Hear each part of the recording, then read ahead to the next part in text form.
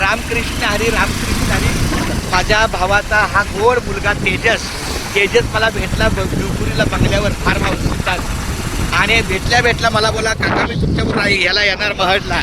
त्याप्रमाणे त्याने मला महडला आणलं. आमचं 2 कामं झाली. नाश्त्याचं काम झालं, धर्मशाळेचं काम झालं. छानपैकी दर्शन घेतलं आणि आता आम्ही छानपैकी आता पुन्हा इथे बाजूला मठ आहे तिथे मी भेटतो. जरा गाडी थांबून अशा पद्धतीनं खूप छान माऊली रामकृष्ण आहे. घ्या थोडी गाडी बाजूला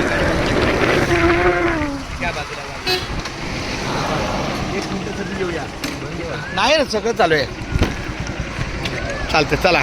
तर अशा पद्धतीनं आपली और तिवारी नाही क्या.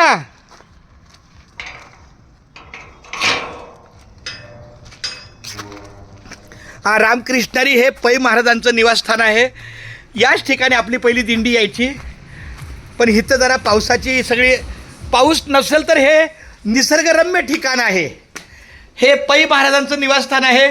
महड श्री क्षेत्र वर्धविनायक मठ ह्याची कमानी म्हणजे मंदिराच्या प्रवेशद्वाराची कमानी जिथे आहे तिथंच हा मठ आहे.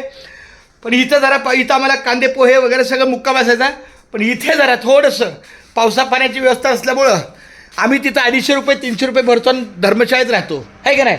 इथं पावसाची अडचण करण्यापेक्षा तर असा आयोग आहे. तात्याने दिलेल्या मूर्त्या हे माझ्या वडिलांनी दिलेल्या ह्या मूर्त्या आहेत.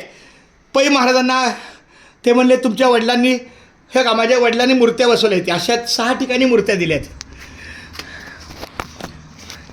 घेई घेई माझे वाचे गोड नाम विठोबाचे गोड नाम विठोबाचे. तुम्ही ऐका रे हे कान तुम्ही ऐका रे हे कान माझ्या विठोबाचे गुण माझ्या विठोबाचे गुण.